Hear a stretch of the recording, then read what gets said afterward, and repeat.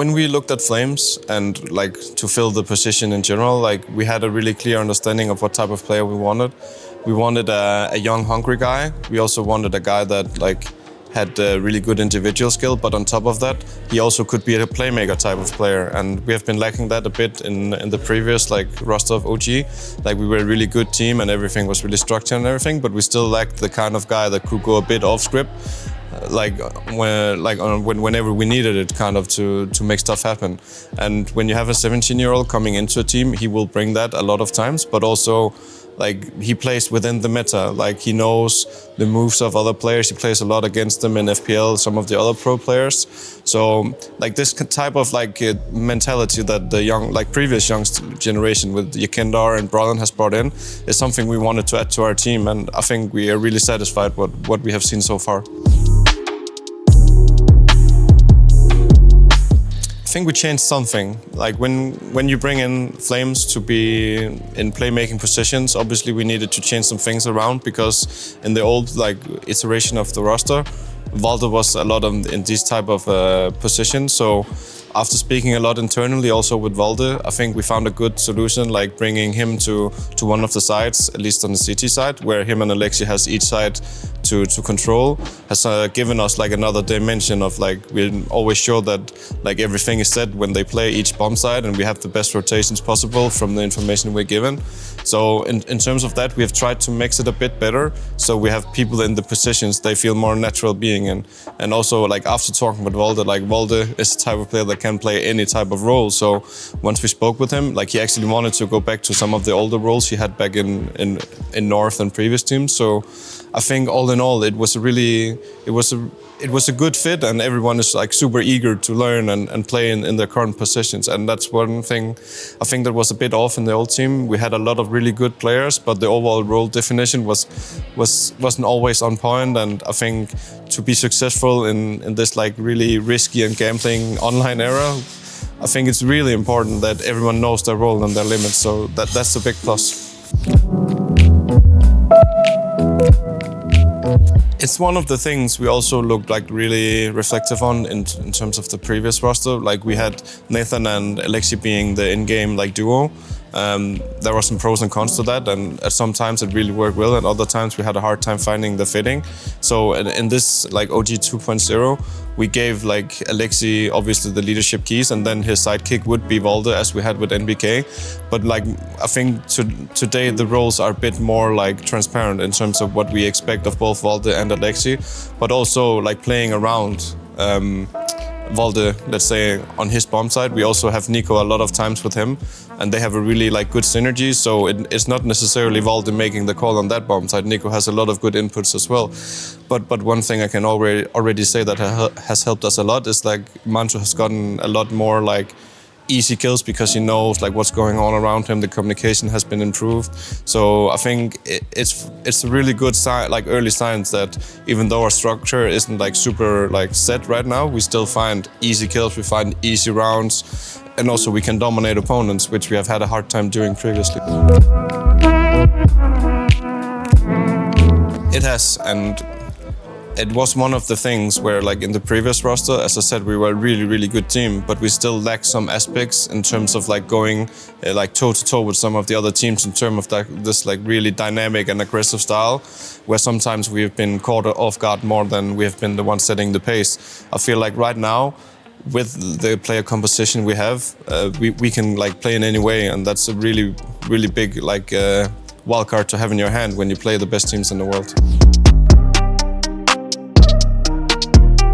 I think it was needed. The bootcamp was really needed this time around. It's been 14 like months since we last saw each other at bootcamps or like LAN events. So on that aspect, it's really important for our team to grow, like seeing each other and seeing each other's emotions and have fun and motivate each other on that end. But for some like reason, you know, Corona hit and different travel restrictions from each country made it really hard to find the perfect time and the perfect fit to do it. But I'm really glad that we found the time to do it right now. Like it was a really good way to bring in both Nico and Flames to the team by doing this bootcamp. And obviously like the first couple of days was about like getting to learn each other, and there were jokes here and there, and like we tried before we went to bootcamp to play some other games, but we are so competitive minded that it didn't like work intended. We got a bit more frustrated that we didn't win and alliances were made across players and stuff. So yeah, this time around we just tried to have fun when we got to the bootcamp, and it definitely worked out.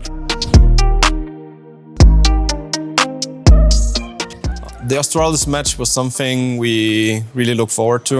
We know they were kind of a wounded animal. There was a lot of rumors of uncertainty about where the current mindset was, and they didn't perform really well. And we were like, we just got Flames and Nico, and we know we could come out swinging. We've been playing really good in practice. We were hungry.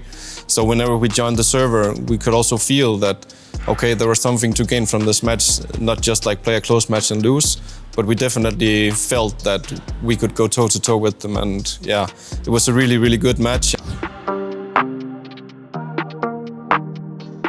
The technical break was about a round restart. Jax, I think it was, and the coach of their team crashed after 40 seconds into the round, and then 45 minutes about discussing whether it should be restarted, whether it shouldn't happen, and the whole like drama around that we kept and will keep internally. But it's safe to say that once we got out on the outside, maybe we had some like anger and stuff we wanted to prove when we came out, but the whole focus after that was completely gone. So once we got like the first couple of rounds, it was hard to get back on it, because like all our like agreements and small synergies, they were kind of like messed up a bit in the break. So it was hard like finding our footing that we have been really good on previously on that map. So yeah, we lost some early entries, and then all of a sudden the round and match was over, and it was like really unsatisfying because we invested a lot of emotions and everything into the match. I always want to beat G2. It's not our rivals in any way, but when you look at G2 as a team and how they have been like the last year or something, they've always been like the gatekeepers to like the very top scene, like to the top 5, to the top 8s, depending on how they've been playing as well. They have some superstars in their team, so matching up against these guys always give you a good like baseline about where are you in your current development. Like, should we beat these guys? Are they okay? Is it okay that they beat us today? And how about next time and stuff? So I really look forward to this match, and I definitely felt that we could like win the match. We are still a new team. We have new young players in the team. We still have a lot of ways to go and a lot of synergies to develop still. So it is not the end of the world that we don't like peak like here in April. Obviously, we want to do as good as possible, but our focus is on RMR and the tournaments that are to come.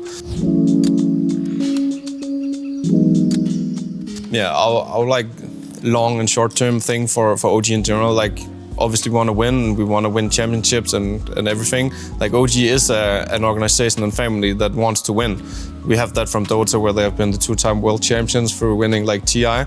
So it's definitely something we strive to do as well, but we are not like delusional. We know that once we get 2 new players in, it will take some time to get there, but it is our goal. Like, we want to be up there competing for titles, and if we didn't feel like that, we wouldn't have made the changes. So the changes are the long-term future of OG, and we really believe in the roster we have right now. And I'm sure that like we'll develop and like prove some haters wrong out there. I wouldn't say there's pressure in that we have to win the next major or anything, but it's more like we are a family in OG, and obviously in a family we want the best for each other. So it's not like we feel the pressure of, okay, you need to win the next match, otherwise we have to do something or anything to the roster or something. So in that regard, obviously there will always be pressure and competition of winning.